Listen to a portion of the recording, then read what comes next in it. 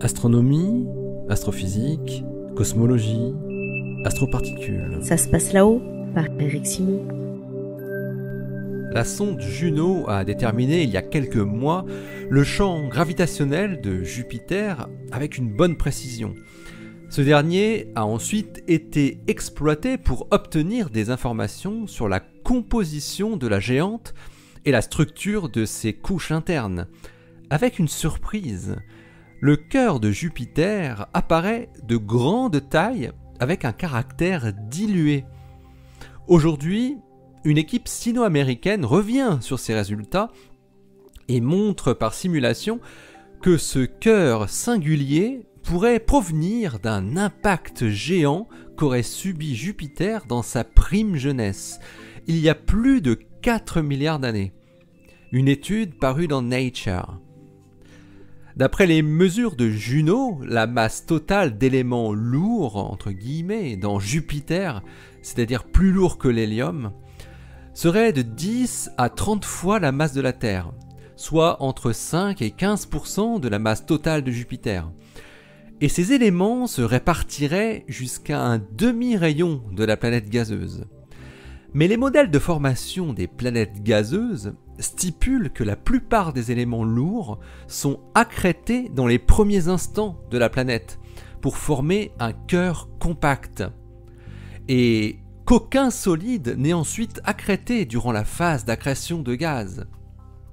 Jupiter, avec ses caractéristiques, questionne donc les modèles de formation des planètes. C'est pour y répondre que Chang-Fei Liu de l'université de Sun Yat-sen à Zhuhai en Chine et ses collaborateurs ont étudié divers mécanismes et processus par simulation.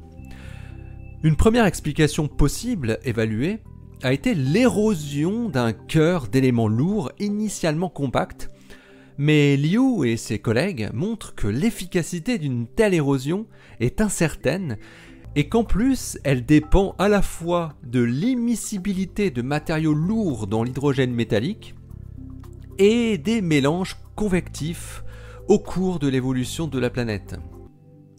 Un deuxième mécanisme évalué par les auteurs permettant d'expliquer la composition interne observée indirectement par Juno est l'enrichissement par des planétésimaux et leur vaporisation durant le processus de formation de Jupiter. Mais les chercheurs montrent là encore que les modèles associés ne permettent pas de produire le cœur étendu et dilué de la géante. Mais Chang-Fei Liu et ses collaborateurs sont ensuite allés plus loin. Ils ont imaginé une collision entre la Jupiter naissante, alors qu'elle n'avait accrété que la moitié de son gaz, et un embryon planétaire de grande taille, et plutôt ce qu'on appelle un impact géant, c'est-à-dire un impact frontal. Les astronomes montrent qu'un tel impact, impliquant un planétésimal 10 fois plus massif que la Terre, tout de même, aurait été suffisamment énergétique pour avoir fragmenté fortement le cœur initialement compact de la jeune Jupiter. Qui plus est, la collision aurait eu pour effet de mélanger les éléments lourds dans les couches internes de l'enveloppe. Le modèle qu'ils ont développé fournit un scénario parfait, aboutissant à une structure interne qui est cohérente avec un cœur dilué, persistant pendant plusieurs milliards d'années. Chang-Fei Liu et ses collaborateurs estiment par ailleurs que de telles collisions entre protoplanètes géantes et planétésimaux de plus ou moins grande taille devaient être courantes dans le jeune système solaire et que donc Saturne devrait avoir connu le même sort, ce qui pourrait expliquer certaines différences structurelles entre les deux planètes géantes. De nouvelles mesures in situ seront tout de même nécessaires pour tenter de valider ce modèle cataclysmique prompt à enflammer les imaginations. L'article de Chang-Fei Liu et ses collaborateurs est paru dans Nature le 14 août 2019 avec pour titre The Formation of Jupiter's Diluted Core by a Giant Impact.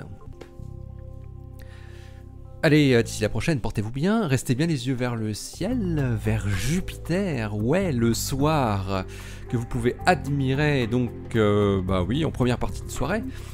Et donc restez bien les pieds sur terre, hein. Allez, salut!